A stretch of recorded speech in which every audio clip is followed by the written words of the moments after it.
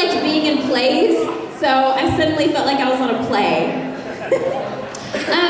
So I guess we could tell you a little bit about ourselves. You want to go first? Sure. Hi guys, I'm Felecia Angelle. I am a voice actor. Have been doing that. I knew it was going to be too close. I've been doing that for about a decade. Been with Funimation Entertainment for about 5.5 years. You guys might know me as Toru, the invisible girl from My Hero. You might know me as Shinoa from Seraphim Via. I see you, girl. Hey. Emmy from The Devil is a Part-Timer. See a devil. Oh, got a mow back here. Hey. I have also been an ADR director and an assistant ADR director. Some titles I've worked on include Grimgar, Fantasy and Ash, Puzzle and Dragon's Cross, Blood Blockade Battlefront, Kikabacha Otome, and a bunch of other things that I would need to Google because I just flew here and boy is my brain tired. My name is Tia Ballard. I'm a voice actor. I've been a writer for anime in the past. Never again will I do that. It's a very hard job. I've also directed as well. I wrote and directed Kiss Him Not Me. Royal Tutor, I also directed. As far as voice acting goes, I play Happy the Cat in Fairy Tail. Woo, thanks! I see you, Natsu. I see you, Natsu. Who else do I play? Ragdoll in My Hero Academia, which is not much. Thanks, guys. One voice session. I'm so glad you enjoyed it. Who else do I play? 02 and Darling in the Franxx. Thank you. Lizzie and Rosario plays Vampire Beast, and thank you, Beast and Black Butler.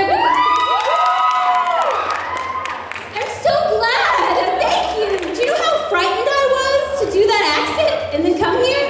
Thank you. We love you. Oh, I love you too. And this season we are playing sisters. Yes. In the quintessential quintuplets. I play Miku. And I play the other one. Yeah. So I guess we could run this as a Q&A. If you have any questions about what we do, the animation industry, we'll tell you everything that we know. Any questions about us? And if you don't have anything to ask, we'll have to ask you stuff. Oh, we had a very quick hand up over here. How did you get into voice acting? Oh, that's a really great question. Dee, do you want to take that? Yeah, for me it started with, we could go back to the dawn of time on this, but the quick version is that I've always been interested in stories. I've loved to read my entire life, and that love of reading turned into a love of reading out loud. And I realized that that was a way to tell stories and connect with people. So I started doing things through school with drama day and speech and debate. I did competitive speech and debate through high school. I did theater in college. And I'd also always had a love of animation.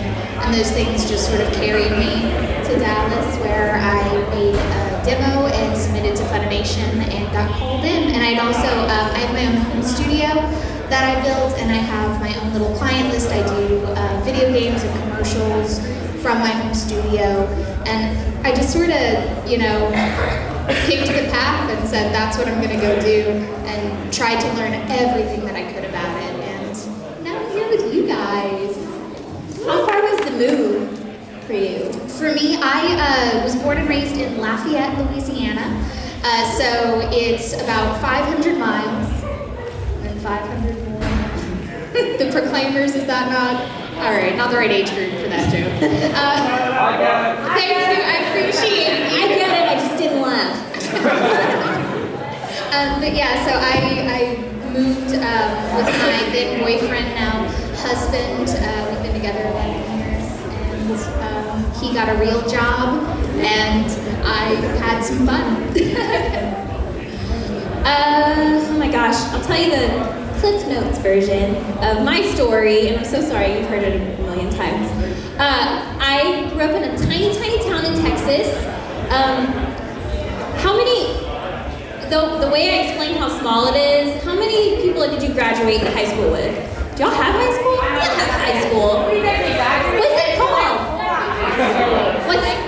Okay, how many people were in your graduating class in secondary school? Yeah. Yeah? How many? How many did you graduate with? 10? Oh, well then, maybe we're in the same room then. So my graduating class had 23 people in it.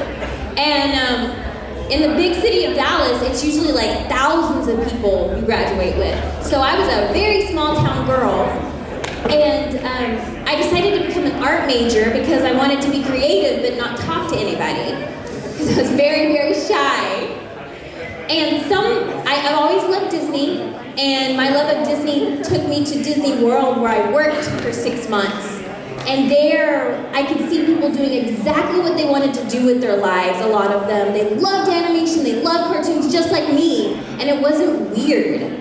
Which was, I mean, I'm sure you understand, it's like sometimes you feel like the weird one. Like my sister had boy bands on her walls. I had cartoons like Toy Story all over my walls when I was a teenager. Like, this is the stuff.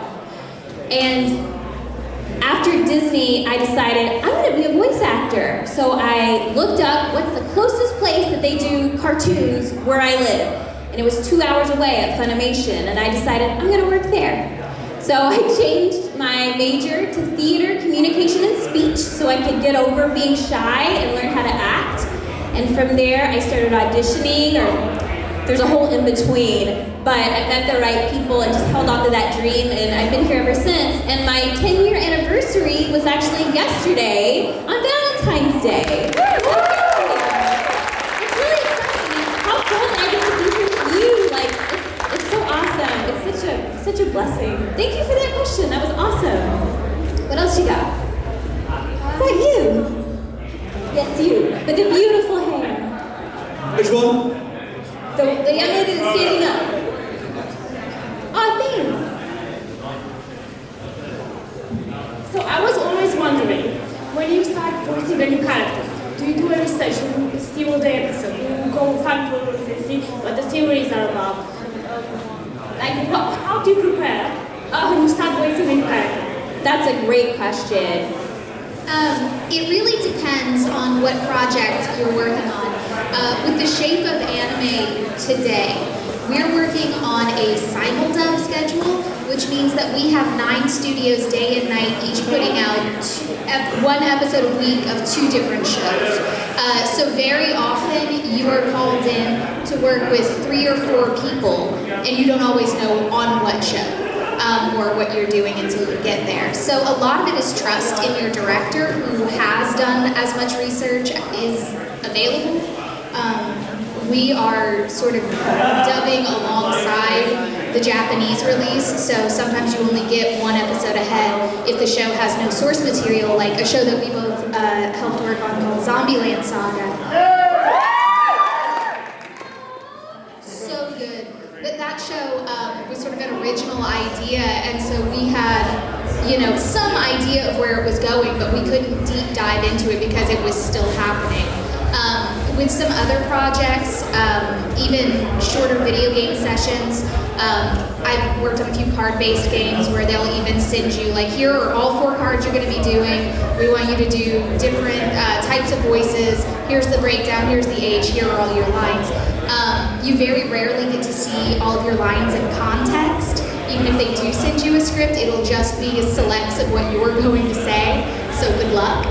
I did recently get to work on a project where they sent an entire script, and I got to actually, it felt like being in theater again. I could go through and highlight my lines and the direction and do a read through, and it was really, really neat. Just phenomenal at this point.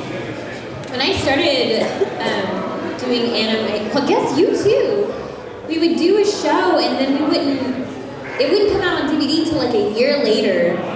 And at that time, we could watch all the episodes and really prepare. Now, since our stuff, like she said, airs alongside the Japanese or just right behind, we don't know what's going on unless we read the manga. And sometimes we don't even have a manga.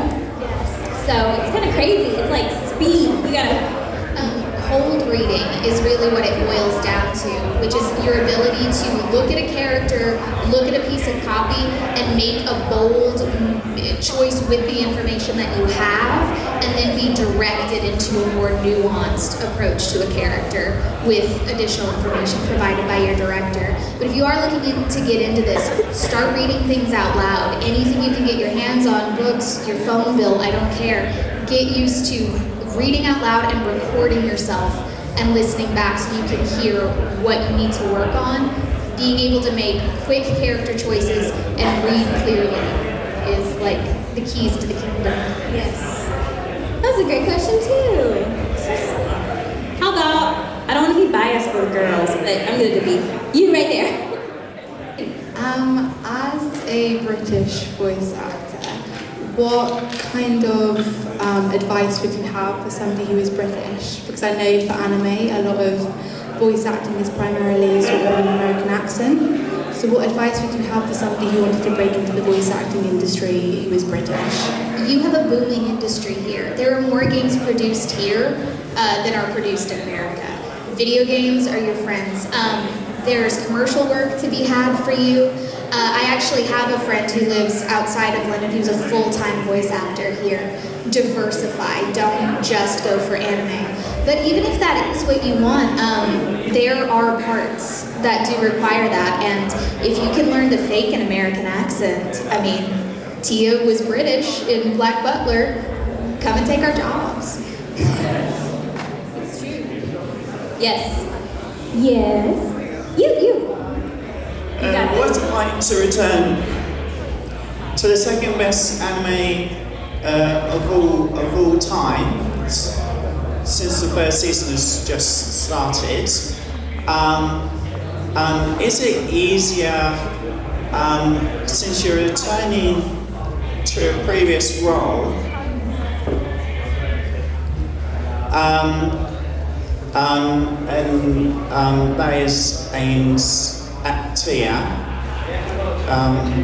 for Kusama. That's what I'm going to say. Wait, okay, so were you talking about, what series were you talking about? The awesome Data Live. Oh my gosh, Data Live! I thought you were talking about Fairy Tail because you had Fairy Tail shirt on. In that show, I play Yoshino and Yoshinon. And it's an absolute pleasure being back with her. When I love ventriloquist dummies and puppets, because I'm a big weirdo. And when I saw Yoshino have that bunny rabbit puppet on her hand in the audition, I pulled rank. And it was the only time I've ever pulled rank in voice acting. And I was like, I want her. Whatever you need her to sound like, I know I can do it. So please, and thankfully the director had mercy on me. So, and then gave me the role, and I'm so grateful, and it's so fun to be, so this would be the third season of Data Live, and I'm so grateful. It's always grateful. So exciting. Thank you for the question. Oh, how about you pick some? Let me go here. When it comes to like being in the booth and obviously recording lines, what's some like the most difficult situations you come across with like emotion and like getting the right tone of voice in it, and how would you overcome that? Yeah, there we go. See, I really dig getting to deep dive into characters. So if there is a scene that's got a big, like, just honking piece of emotion, I'm down for it. It can be a little difficult when it overlaps with personal circumstances. I was actually just talking to some people about Danganronpa, the animation, where I played Asahina, and she suffers, not to spoil anything, but yeah, thank you. She suffers a loss in her life, and it very closely mirrored a personal loss I had suffered actually the week before we auditioned for that show. And so I had actually, at that time, we were dubbing it for DVD, so I had seen it. And I saw it coming at me like a freight train, that I was gonna have to deal with all these emotions that I had been sort of diving into work not to deal with. And it helped tremendously. The production assistant was a very close friend of mine at the time, and just having her out there to go and talk to, and to really just sort of go there, to let myself be vulnerable and explore how I was feeling instead of sort of putting those walls up to protect myself. And I think that's really the heart of it, is vulnerability, because that's the root of most emotion, is the moment where you stop any sort of artifice and bring something real, whether it's positive or negative. So that's just trying to be in touch with how it feels to be emotionally vulnerable. Helps to access those emotions more quickly and more sincerely. It's interesting how in acting, I don't know, I feel like as we grow, I don't know, it's a bad habit to push down your emotions and not deal with pain as it comes. But as an actor, we can, if you let yourself be vulnerable, let yourself be available to those emotions, you can always use it. An actor can use any tragedy to help them emote. And that's a beautiful thing about what we get to do every day. It's awesome. I may never, let's say I'm playing a sorceress trying to take over the universe. I mean, I've never been in that position before, but I've been in positions where I'm afraid that everything's going to be taken from me, and that makes me angry. I channel that emotion and put that into the character, and that's the fun of it. So, I don't know, it's just, we're big dorks for it, so. It is a big part of why we do what we do. Yeah. We love it. Yeah. What about you, sir? Yeah. Yeah, he's scary.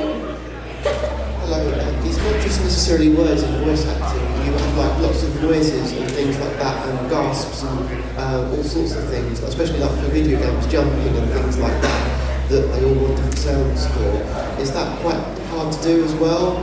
It can be. Screaming, oh my goodness, having a long screaming session, hours and hours and hours, of course. If you've been to a concert, and you scream and get excited, it wrecks your voice. Doing that to a microphone does the same thing. I actually had to go on 6 weeks vocal rest when I got a vocal hemorrhage from doing a video game where I was screaming. I wasn't using proper technique. I wasn't warming up beforehand. I was just going for it, and it ended up straining my cords. And it was a scary situation. So a lot of that is learning where to pull the voice from in your chest, how to stand, how to warm up before sessions. So it's challenging in that way. It's definitely, this is our instrument, so we have to learn how to tune it. We have to learn how to protect it. I'm passionate about vocal health, and one thing that I think when people come in, reacts are hard. For video games, they're usually more tied to something that might be within the realm of possibility to happen in real life. In anime, it is based upon nothing. My favorite is open mouth stand. Like, unless I've just eaten, I very rarely stand and go, ugh. But they'll have these very tiny anime girls have to stand up and go, and so you have to kind of invent this is what it sounds like. But I'm gonna stand up because I'm this person. When we're talking about physicality, even though we're voice acting, it's a whole body art. So you wouldn't swing a baseball bat or throw a punch from your shoulder. It starts with your feet on the floor. So I have gotten the chance, I feel very lucky to have taught some intro classes for this, and we spend a lot of time on reacts because we'll get even like guys with these big deep voices will get in there and I'm like, yeah, let's throw some punches. And I'll be getting sounds that sound either like they're hurting themselves, like they're strangled a little bit, because we want to put all the tension here and go, ha! That doesn't sound good. That sounds like it hurts you. So you want to go, ha! And open your, vocal cords. Google vocal cord endoscopies or endoscopies. And look at how your vocal cords work. It helps. But I'll get these big guys in there who have all the tools, but it's not landing, and I'll go in, and they're standing like this. Like 1 foot off the floor, just not planted. They're trying to like, yeah. So really bring yourself in. You have to be aware of where the mic is, but if you're swinging a sword, you can swing a sword. Like you can bring physicality into it. And I encourage you to do so because good reacts make you stand out. If you can come in and you need a little work getting to an emotional level, or you need a little massaging, but you can nail those reacts, people will call you back in and be willing to put in the work to get you where you need to go. And a lot of that stuff, too, I mean, I'm not expecting you to fly to Texas and take a class, but I will say, like, watching anime and mimicking what other people do, like what's relevant in the industry right now, will help you on your way. Like, if somebody's bringing that powerful, or if you can't do that, you gotta be afraid to, or not afraid to push through and feel that feeling as you stand, or whatever. Our job's so cool, man. Sorry, we just never get to, this is nice. All right, oh, guys, can you tell me what time it is? I know we have to keep an eye on time. 6:24. Thank you so much. What has been the hardest anime character you have ever voiced, like literally ever? Actually, you know what? Now that you show me your, Ms. Lode was mine. Not now, she wouldn't be. But back when I started, I was afraid to audition for anyone that had boobs, because I thought my voice is high pitched. I'm only fit for children and animals. So when I got cast as Ms. Lode, and her voice is a little deeper, yes, it was my first time doing a voice like that, and it was right when I got cast as Happy the Cat. So I would go from Happy the Cat, right next door to that is the studio where we did Rosario Plus Vampire. I'm a huge fan of Rosario Vampire anime, and Misery is literally one of my favorite of all time. Thank you so much. I love her too. And she was such a cool challenge. Here's a fun story. When I got that role, you know how she has her lollipop? We tried to record with a lollipop, but it kept banging against my teeth. So I have to record her with something over my fingers over my lips. Yeah, when I heard you coming over, I literally just grabbed it and said, okay, I literally have to go and get this done, literally. Oh, absolutely. Are you here all weekend? Or just today? Just today. Okay. I'll find a Sharpie somewhere. I literally got a Sharpie. I got you, girl. We'll get it. Yeah. No, you're fine. That'll give time. Felecia. Yeah, go for it. Emotionally, I am having a hard time thinking of anyone because I enjoy that challenge so much. There was a character that had a really fun twist, and I enjoyed figuring out her levels. It was Sarika Onoe from Chaos Child, who undergoes a pretty big transition. As far as vocally, probably the hardest character I've ever done is Foe from D. Greyman Hollow, and D. Greyman, we went back and did that, and she's amazing, but that girl is mad. Like, all she does is yell, her baseline is here! Like, that's her weekday. She woke up on the right side of the bed. She's so happy with life. So that's the only character I've ever had to insist on a week of vocal rest in between sessions, just because she was so taxing, just at a constant screaming pace.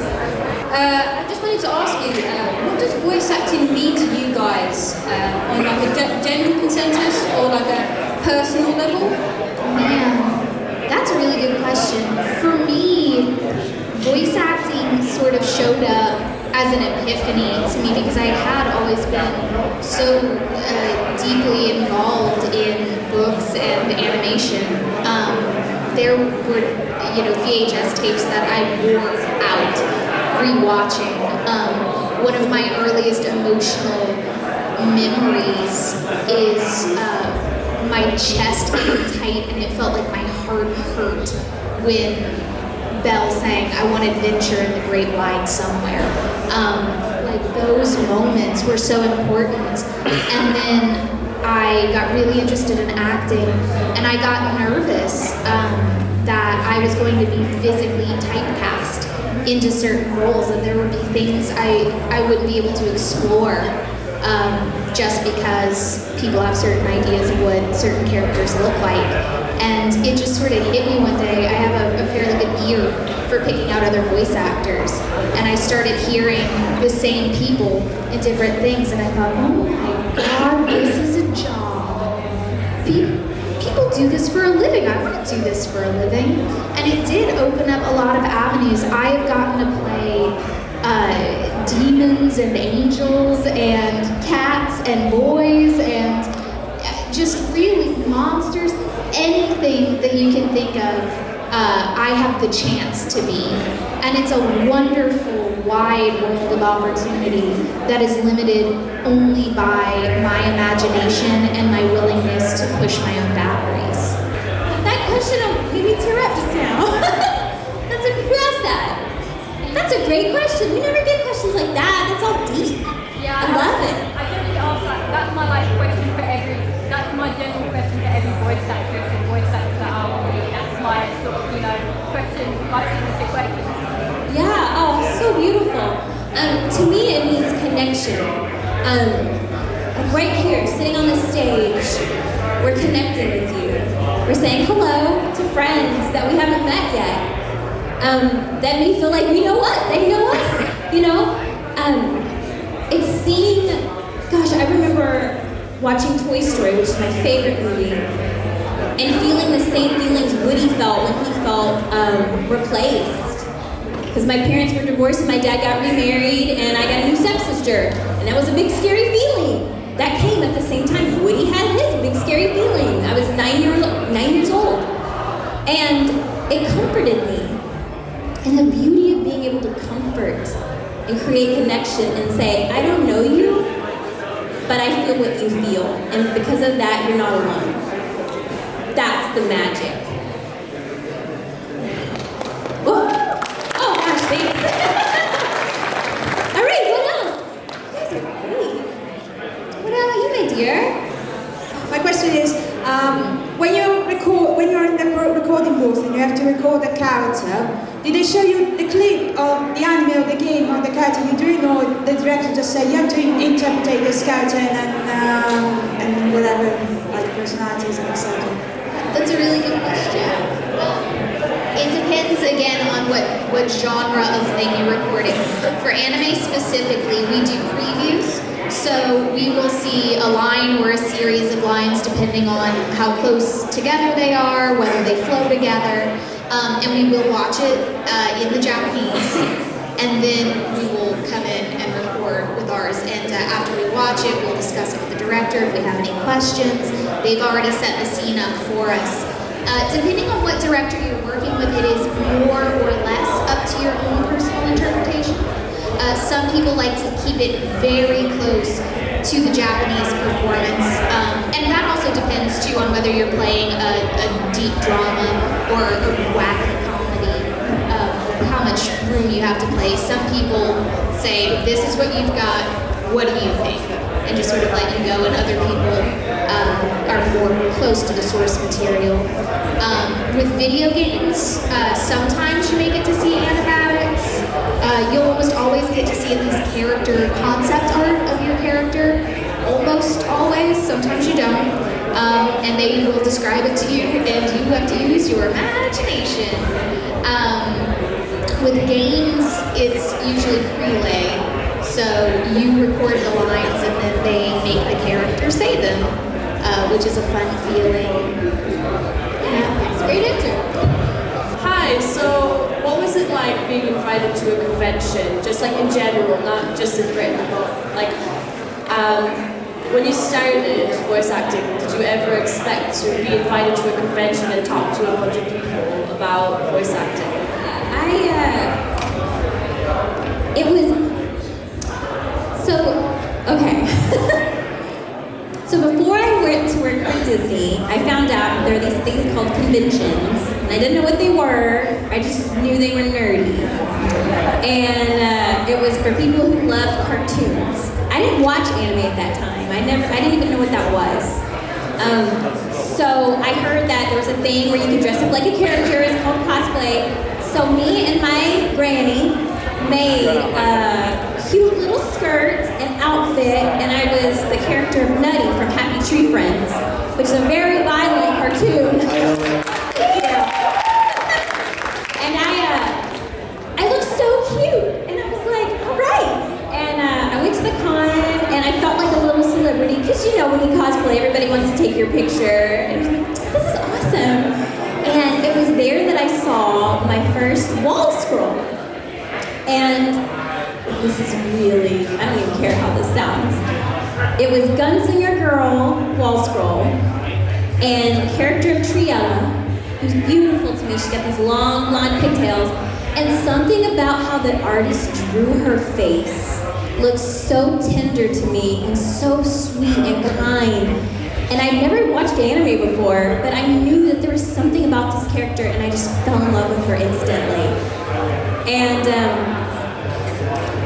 my boyfriend at the time, I was like, who is that? Like, I just saw this hot lady, like, who is that? And he said, oh, that's that show I tried to get you to watch because they talk about being on her period, and I thought you'd like it. I know, it was weird. That's why I never watched it. Turned out he'd already recommended it to me. And so I instantly fell in love with her. And it turned out Caitlin Glass, who plays Triella, was there at the con. So he was telling me all about the show and everything, and that's the girl who plays her. And when I saw her, I was just like, and she was signing autographs and stuff. And I was like, well, I don't know what any of this means, but I know I'm involved somehow. And that's where it started. Yeah. Wow. I know. And then I turned out to look the show and I watched it, thankfully. Man, for me the short answer is no, but yes. I've always had a very strong sort of, this is my hippie, sorry guys. I've always had a very strong sense of destiny. I've always, I was raised by my grandmother, and she really instilled in me that if you want something and you work hard for it, the world will open up for you and you will have it. And so, like I said, I looked up and I picked the star and I said, that's the one I'm gonna get.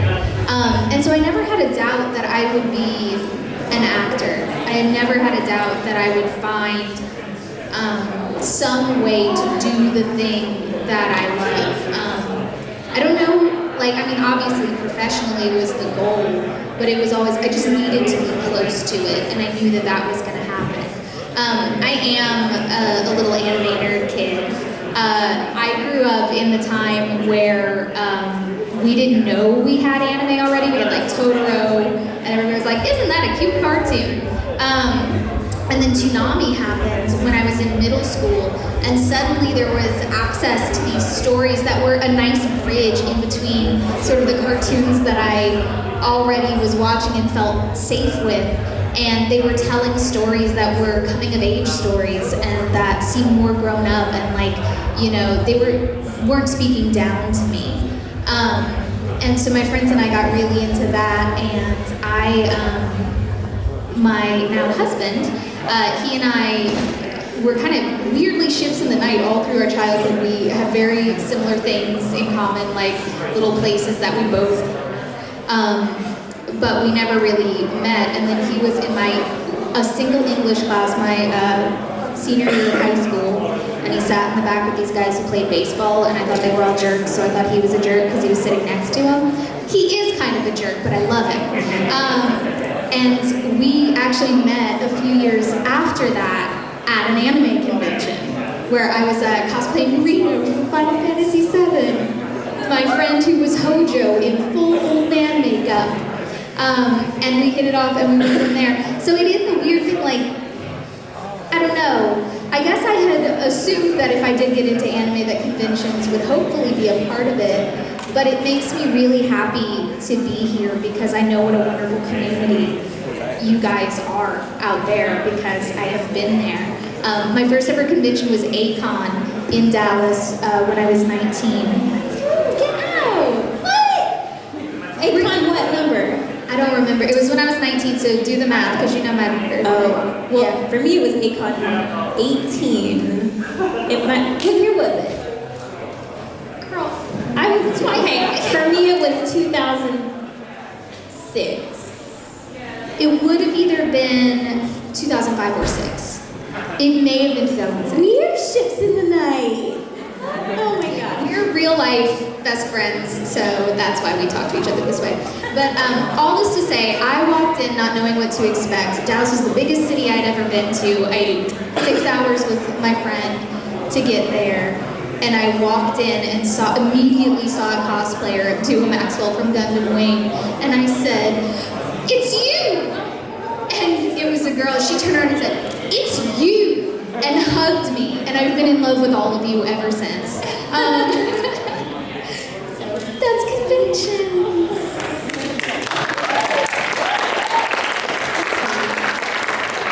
Elle, we haven't heard from you yet.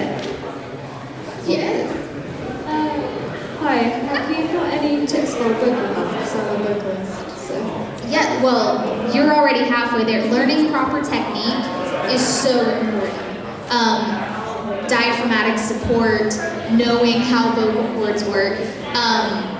There's some, not new, but Austin Tyndall recently recommended the Feldenkrais movement method to me, which is like a whole body approach to vocal health, and that's Moshe Feldenkrais. Good luck, everybody has good. Hydration is super, super important. I know this is, if you're a vocalist, these are like 101 tips, but for everyone, hydration starts before you get in the booth. If you are just starting your hydration when your session starts, you are dehydrated and you are going to cause yourself like vocal fissures. It's real bad. So always hydrate. Warm-ups. People get busy and forget, but you wouldn't run a marathon without stretching. So don't try to do battle screams without warming up. Do you have anything that you? No, you pretty much nailed it. I mean, if you guys are interested in this job, and then you get a commercial or anything that you can do in London, and just warm up on the tube. Everybody will leave you alone. Nobody will talk to you. Sometimes that's preferable. But find time for it. That's the important thing. And there's no, like, voice acting is just part of it. If you're cosplaying today, you're part of the narrative. You're giving life to a character. If you draw fan art, I do Sonic the Hedgehog fan art. I don't care. I love it. If you fan fiction, you know what I mean? There's no wrong way to love. And if these characters are speaking to you, then give them life. It's wonderful. Awesome. Thanks. Are we doing okay on time? Is the giant clock at the, okay, thank you. Thanks. All right, who's next? Let's you in the back, sir. Yeah. So, do you get much in the way of fan art for conventions, and would you two be willing to sign one together? Yes and yes. I personally, my old apartment had a whole fan art wall. I always keep things that are given to me. It's one of the perks of coming to cons, getting all the goodies. So yes. What she said. Yes. She's the tea. He's coming with Sharpies. Oh, we're doing it now. Oh, that makes things quicker. He's got a marker. Oh my gosh! Is that me in the middle? Oh my god! Oh, these and what? And I'll sign one is for us to keep. Thank you so much. Are you an artist? Turn on to show. Would that be all right? Guys, look at that. Fantastic. You want to start our signing, and I'll pick someone. And hello, I'm on this side now. Who has a question? Yes, ma'am. What is your brother's? He's walking vampire mates, any of these. And do you ever look see when you do your voice acting? Do you feel as if it carries into your daily life sometimes? Yes, but not because she asked if the characters ever feel like they interfere with our daily life. We're not crazy, but I feel like every character I play, there's a part of me in it. So I've been angry enough to scream, you know. I've not been a cat, but I've been the one that I'm gonna tell you about yourself, and that's kind of what Happy the Cat is. So I feel like when we're cast as characters, I feel like the director can kind of see like, something connects there. And I feel like we'd have to, otherwise our voices wouldn't fit. You know, something is, I don't know what we're talking about. Oh, I'm sorry, I'm looking at you like you knew.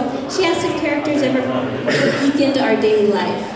Oh man, yeah. I feel like my daily life ekes into the characters a little bit more. A lot of times even something will be inspired by like a bit that I do with my husband's sort of voice that we have, or a running joke. Every now and again though, a character comes across your path and you just feel like you were meant for me. We were supposed to find each other. And I've had that a few times with characters like, I was talking about Nozomi Moritomo from the Rolling Girls. Like, she's my whole heart, just like walking around doing things. I'm like, I see you, I've got you, I was meant to have you. And then there are other times where you come in and a character happens and you go, oh, so it's just me then, thanks. Like you walk in and there's no mystery as to why you were cast. It's like, that's just me. Shinawa was one of those for me because I'm a little sarcastic. And so the first time she did that like little like snarky thing, I was like, I know why I'm here. I get this. I think we have time for one or two more. I don't know if this counts as spoilers, but the type of executions from Danganronpa, which one was your favourite? And if that's kind of a spoiler type of thing, what like execution would you make? Yeah. Okay, so the one with the butter is my favorite. I sometimes just like, I'll just YouTube that just to watch it. It's amazing. We're talking about the executions from Danganronpa. I don't think we had, once it left Danganronpa, the animation, we didn't have any more in Danganronpa 3, which you were a part of. But they're really cool, wacky ways that Monokuma disposes of people who are guilty. And yeah, that one was my favorite with the butter. Or maybe it's margarine. Who knows? I've not seen the first two seasons, but I love that the answer is the one with the butter. Out of context, I'm working on. Yes. Who has been your favourite character to voice before? I'm bad at favorites. Gosh. With what we talked about earlier, you manage to find things you love about all of them, so it becomes like choosing your favorite child. Some of them that have really stood out to me, are Nozomi in the Rolling Girls, Perona from One Piece. Oh, woo! Oh my gosh. There was a one-off character I got to play in one of Tyler's shows. I can't even think who she is, but she shows up long enough to fight for Colleen Clinkenbeard's honor and get thrown out of a window, and I loved her. And that happens too. That was one session, one character who seriously has like 4 minutes of screen time before just lights out. Some of the best ones are like that. And so you have those fun ones. Gosh. Man, Supreme Kai of Time has been fun. That's from Dragon Ball Xenoverse and Xenoverse 2. I'm a pretty big DBZ nerd, and so that was fun. The first session that I had, I wasn't like cool mixing my nerddom and my professional life just then. So Chris Sabat was telling me, he was like, okay, so there are these, all right, there's this race of aliens, like, Sahians, am I saying that correctly? And then like by the end of the session, I was like, no, you're thinking about another time. We're talking about the cookies right now, all right? So that really helped bring me out of my shell, and she's gotten to have some fun moments where like I get to interact because the Xenoverse games are sort of out of chronological order tellings of Dragon Ball Z events, and you have to go and, you know, if something went wrong, you have to set the timeline right, and she spends the whole time with future Trunks, and that's just the best. So I'm with you. It's really difficult to pick a favorite. That was a question, right? Yeah. Okay, yeah. I've played, I don't know, certain characters you never think you're gonna revisit again, like Data Live just comes back out of nowhere and all of a sudden you're my favorite again, hello. I've loved Zero too, I love Happy. I've been scooping up his ears. But they're all kind of our babies. We're protective of them because there's a part of us in them. So, I don't know, they're all pretty cool. It's true. I do really, gosh, there's so many people who are so talented, but I will say I've had the really good fortune to be paired alongside Josh Greeley several times, and I love listening to him. Everything that he does, he brings who he is. And then another good friend of ours, Rico Fajardo, he and I have managed to be partners in several things, and we actually became friends working on Grimgar, Fantasy, and Ash because I was the director on the episodes 4 through 12 of that. And I've gotten to work with him. He's my brother in Gangsta. We're in Chaos Child together. We're in Sumo together right now. Like, just having somebody that you know and love that well pop up, even though we don't get to record together, because I know Rico so closely in my personal life, I'm able to sort of predict what he's going to want to play in a scene and where it's going to want to go. And I feel like it's a really good opportunity for both of us to sort of set the other up for success because we know who we are as people and where we are as performers. So that's always super fun.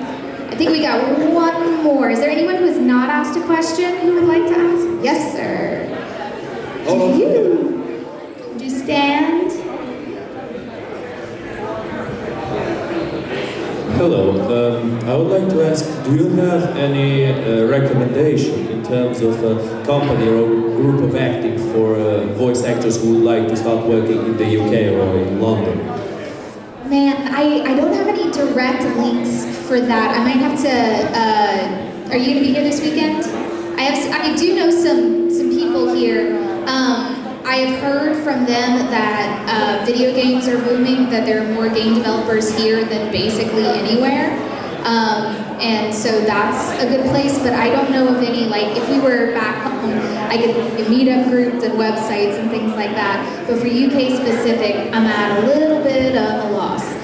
I have a Q&A again on Sunday. They're going to be around. I'll send some emails and see if I can find anything for you by then. And if not, I'll say sorry.